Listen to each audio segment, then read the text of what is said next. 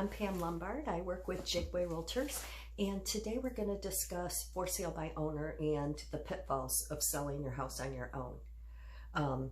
Things to consider, and the first thing to consider is even before you put that sign in your yard, preparing your home. Are you able to look at your home through buyer's eyes? Are you able to do the improvements that buyers are going to want, and color schemes, and then also, do you know loan programs?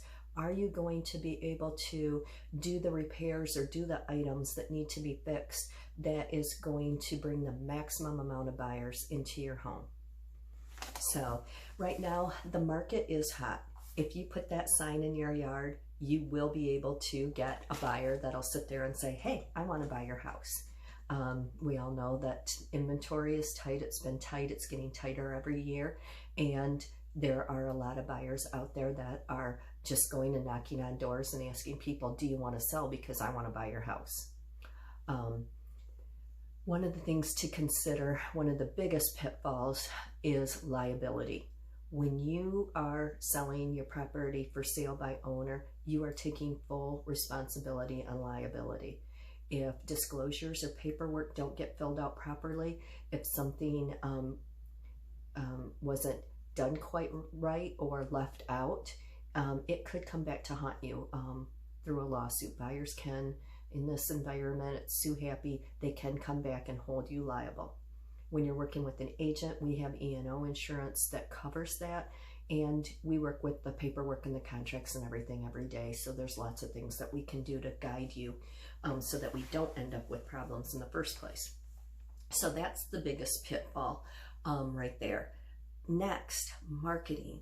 How are you marketing your house? Are you just putting that sign in? Is that how you're going to get your buyer? And is that going to be the most effective way to get the buyer? Are you going to get the most amount of buyers with the best terms and conditions by just having the sign in the yard?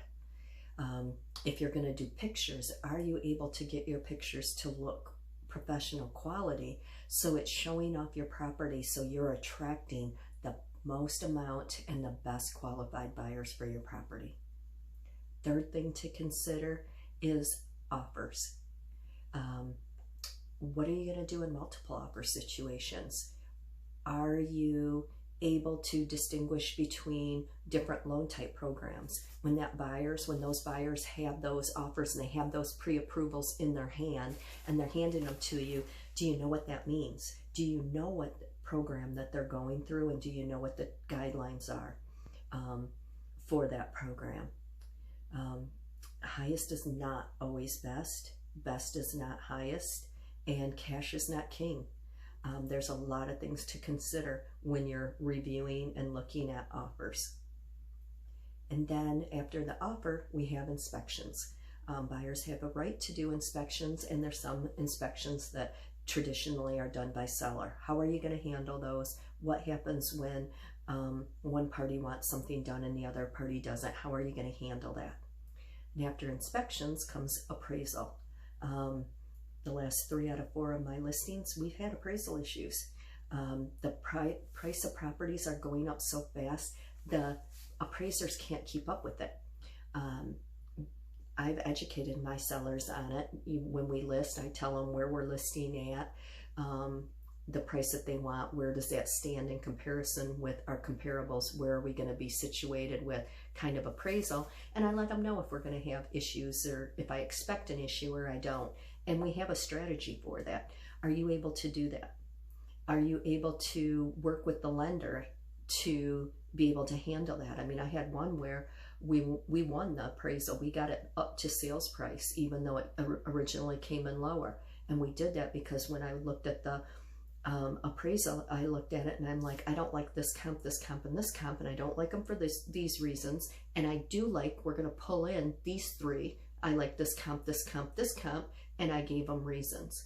Do you have that background? Are you going to be able to have that knowledge to be able to go in and fight on an appraisal and win? It can be done.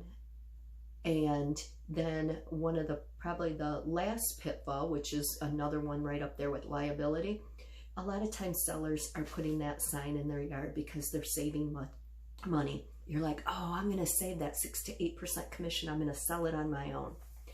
Well, the stats came in for 2020, and traditionally, on average, homes that are selling for sale by owner are selling 16% less than if you listed with a realtor.